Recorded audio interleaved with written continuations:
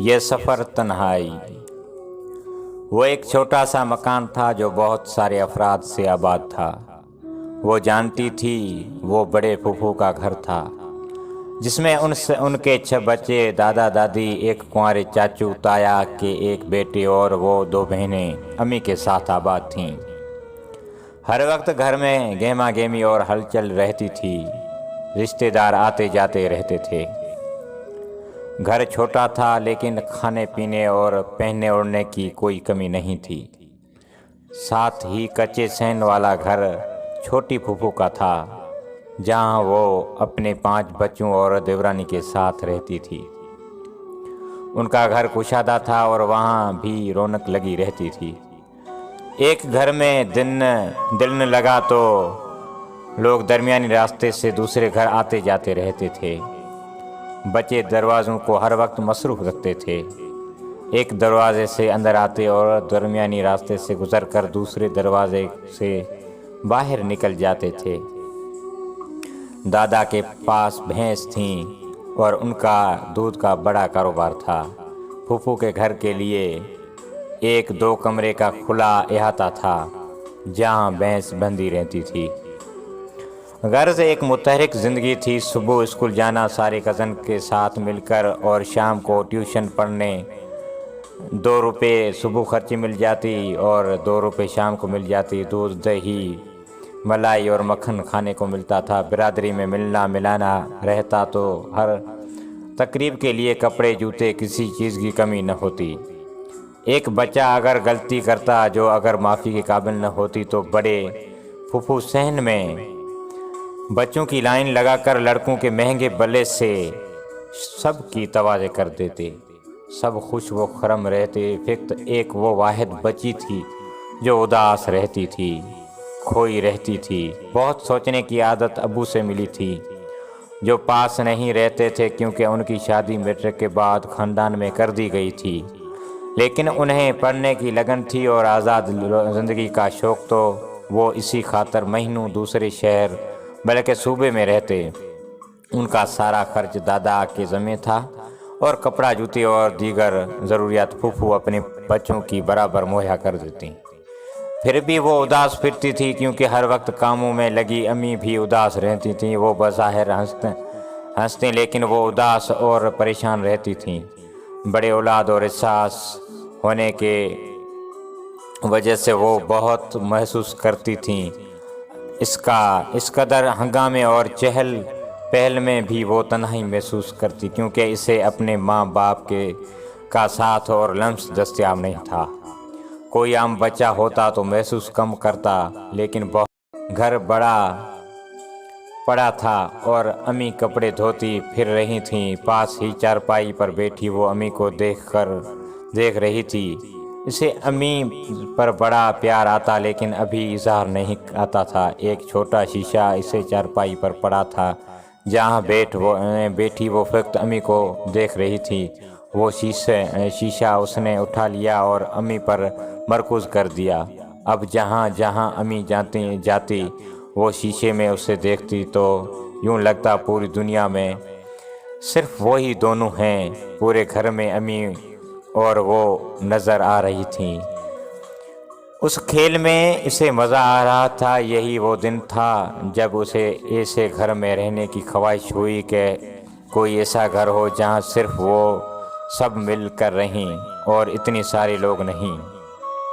बच्चे बड़े हो रहे थे और बड़ों की फ़िक्रें भी बढ़ रही थीं। जगह कम पड़ रही थी। उन दिनों उसने अम्मी को पहले से ज़्यादा परेशान देखा।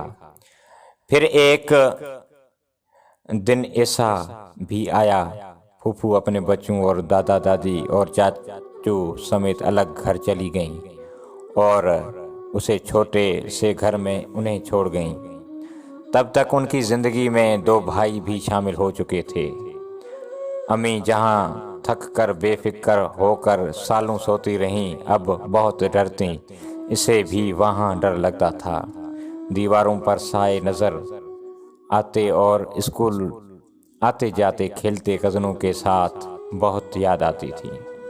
लेकिन जब भी वो लोग उनसे मिलने जाते बड़ों की मजाज अच्छे न मिलते और बच्चों के तरजीहात बदल चुके थे।